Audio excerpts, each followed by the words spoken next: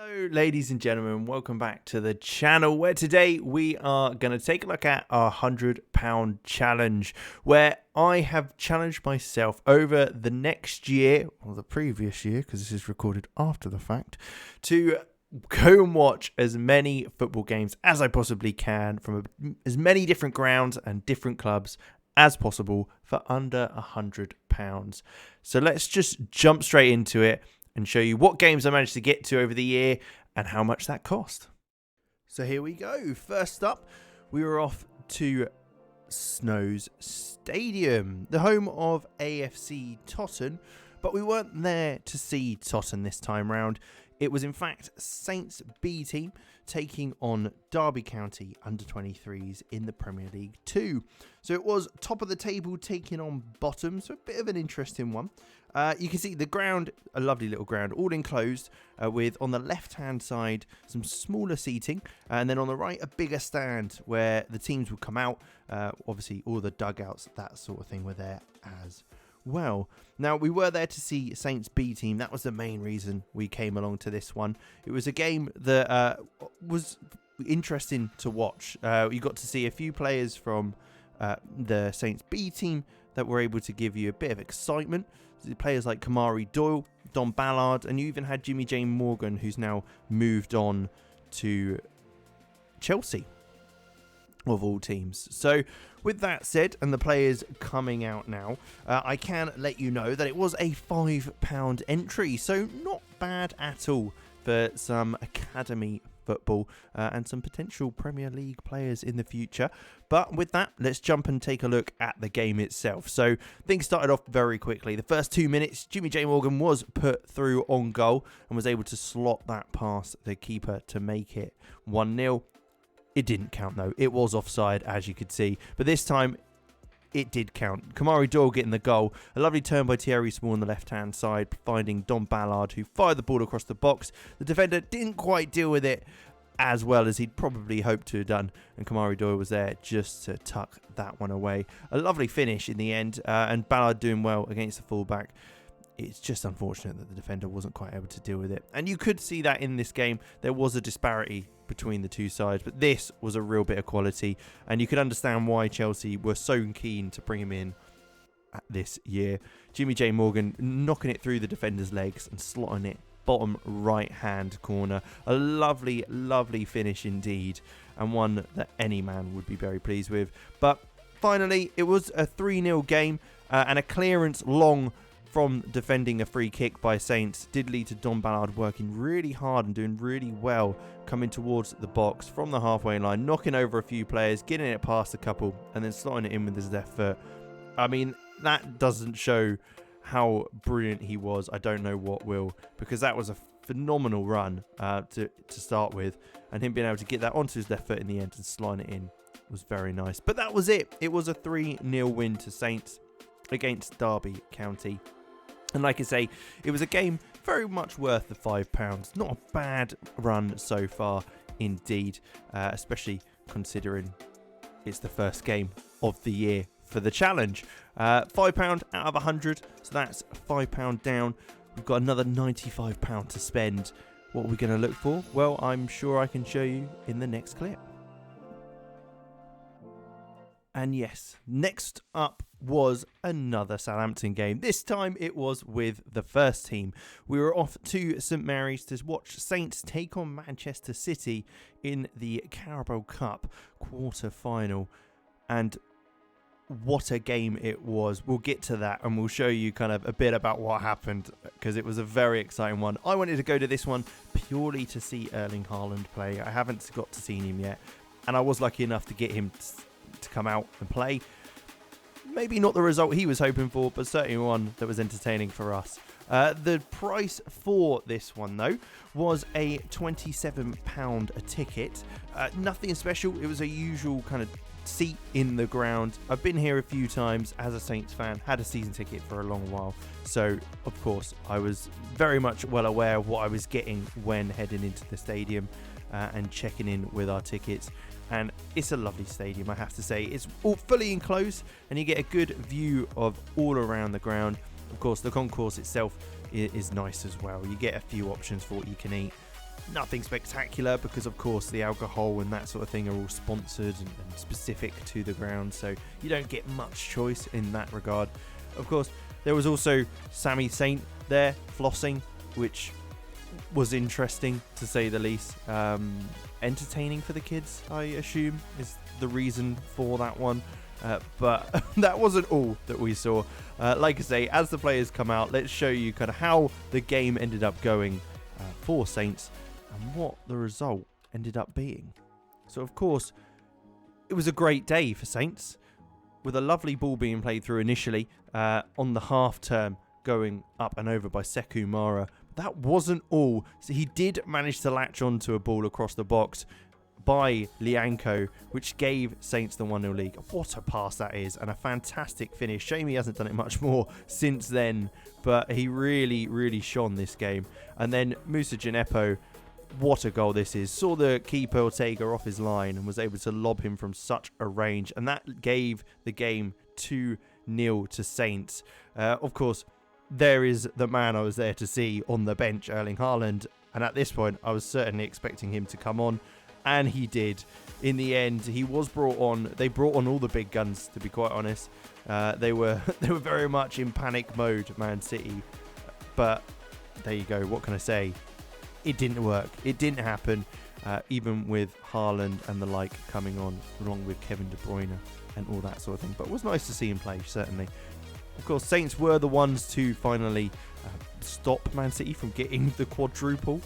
They only got the triple, the 3 wins, and as you can see, it just wasn't their day. They were firing everything at Saints for the game, but it wasn't quite enough to get a result, as Bazunu was able to latch on to anything that came their way. And finally, we were able to see Nathan Jones's only one of 2 victories I think he ever got as Saints manager, so nothing spectacular. But like I say, £27 to see a fantastic game of football, and as a Saints fan, of course, a wonderful, wonderful win in the end. So with that, £27 added onto the £5, that does make £32 of the 100 spent on 2 games. Not a bad run, and we are done with Saints now. There won't be any more B team or any more first team football being shown for Southampton Football Club. So if you've had enough of them, that's fine. We are moving on. And where are we moving on to? Well, let's see. And next, we move to a cup competition that isn't quite the level of Man City and Saints, but still one that is a lot of fun. It's the FA Trophy, and it was Eastleigh versus Braintree. So a little bit of a level disparity at the time, with Braintree being slightly lower. But we headed to the ground, grabbed ourselves a beer, and the ticket itself is £15. So not a bad number for a pretty decent level. Obviously, this is level 5 and technically 6 as it is the cup competition, but still a game that is going to be great. You can see there was a little bit of work going on at one of the stands at the far end of the stadium at the Silver Lake, but that didn't stop us. We were able to get some lovely seats behind the dugouts, right where the players were coming out. We could see the scoreboard. You have the long stand full of fans over the far side as well, so gave it a good little bit of atmosphere. It's just a shame that back entrance there, as you can see as we get the game underway, wasn't quite fully complete. But 5 minutes in, there was a couple of chances for either team. Nothing too much to really concern ourselves about, with Oscar Rutherford on the right hand side playing it inside to Charlie Cato, who was the star man for EC last season, coming inside. It was a left foot strike, not quite enough, but the man, the myth, the legend, Danny Whitehall for Eastleigh last year struck one from the edge of the box, an absolute perler, hitting the crossbar and in to make it 1-0, and that was that. Like I say, £15 added up to the total gives us a whopping £47. That's maths, yes. £47 out of the possible 100. Next up, we had a short trip down to Bashley Football Club in the New Forest for, like I say, the £10 ticket. We could go see the Hampshire Cup I believe it was the quarterfinals against Bashley and Eastleigh Football Club. It was the academy of Eastleigh who tend to play these games, but there were a couple of first team in there for this game as a bit of a warm-up. The ground itself is lovely, backdrop of the woods along with obviously the ground, and then the little huts at the end along with a town hall. My favourite bit was this little bit where we could walk along and you could see this was kind of where the executives seat, and there was a few nice little shirts in there, Celtic, Watford, all that sort of thing. I believe the owner of Bashley is a Watford fan. But we can take a look here at the highlights of the game. 2 goals for Eastleigh that gave the win, and it was one of the first teamers who created the first goal. Ryan Hill, bursting down the right hand side, was able to nick the ball off the Bashley defender, who made a little bit of a mistake there, and cut it back to the Eastleigh striker to score one there. And in the second half, it was a ball through to Jake Scrimshaw, another forward, who got taken down in the box for a penalty by the keeper, who we love, by the way. We've been down to Bashley a couple of times now, and Casey, the keeper, fantastic, absolute entertainment. So if you can go down there, I would. He's hilarious with some of the stuff he says to his teammates. But that was that. It was a 2-0 win for Eastleigh. For £10, can't argue it. It was very, very entertaining. The Bashley fans are fantastic. We had a bunch stood behind us, and they were so, so loud throughout, and well worth that watch. But with that said, we can get down to the nitty-gritty of the money. How are we doing in our £100 challenge? Well, with the £5 from Saints B, Saints being £27, Eastleigh 15 and Bashley 10, we have hit the £57 mark. And that's out of the 100, so we're over halfway for the price tag as we leave Bashley Football Club. It's a lovely little ground, 100% would recommend it. With 2 games left to go, you can tell we have spent a little bit of money on one of the next ones. Our next game certainly wasn't the big one. This one was our cheapest yet and cheapest of the year, but it was a little bit away. We were off to Dorchester to go watch Eastleigh play in a friendly against them.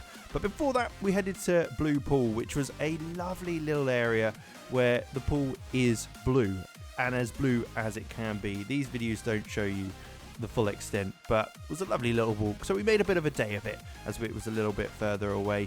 Had some coffee, had a lovely little relax in the cafe, but we did head over to the stadium, and it was right next to a KFC, so if you're up for some chicken, there it is. The Avenue Stadium, though, was where we were heading into, and it was by far my favourite stadium, I have to say, of this entire thing. And the reason being, it looks like a prison yard.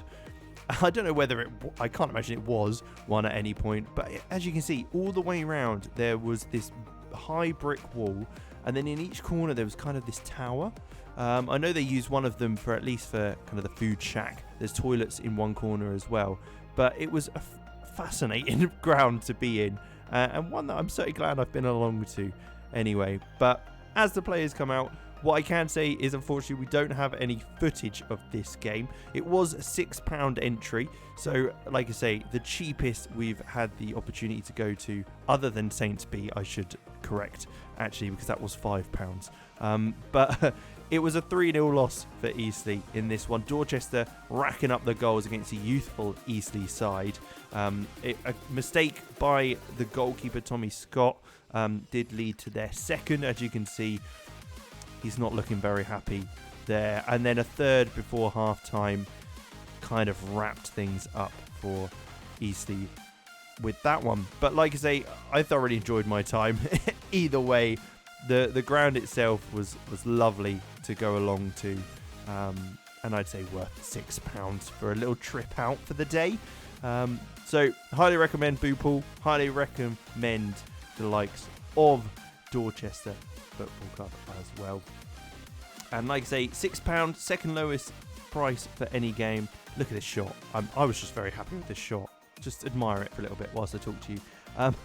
But with that said, we have £37 left to spend in the kitty for the £100 challenge, and we spend most of it for this one. It's the last game of this video, so let's take a look at where we went.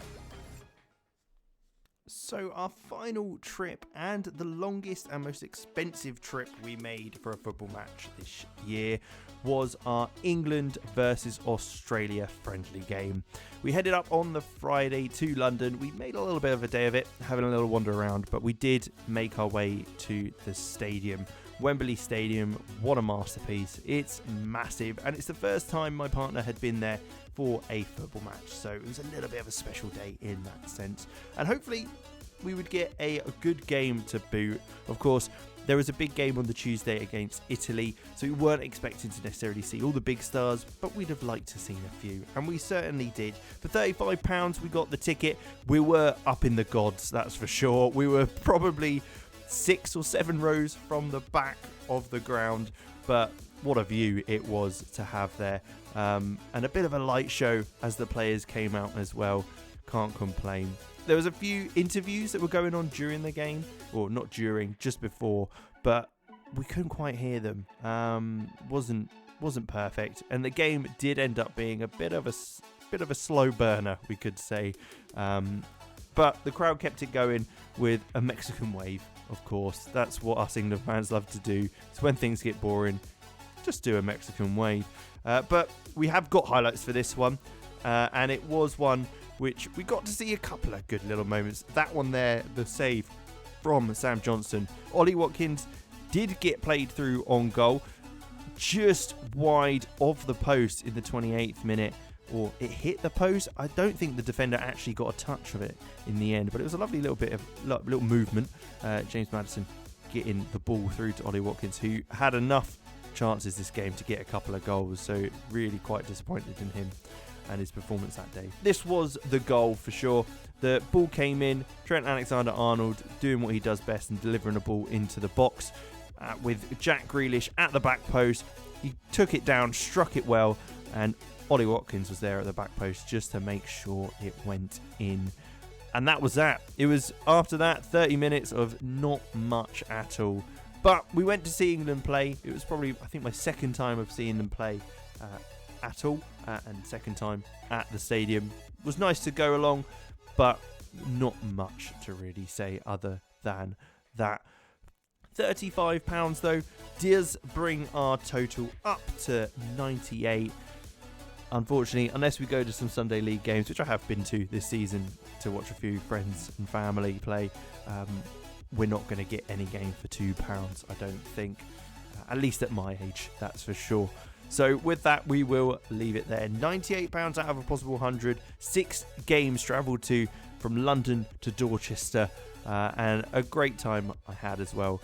Thank you very much for watching. Hope you enjoyed, and I'll be sure to see you in the next one.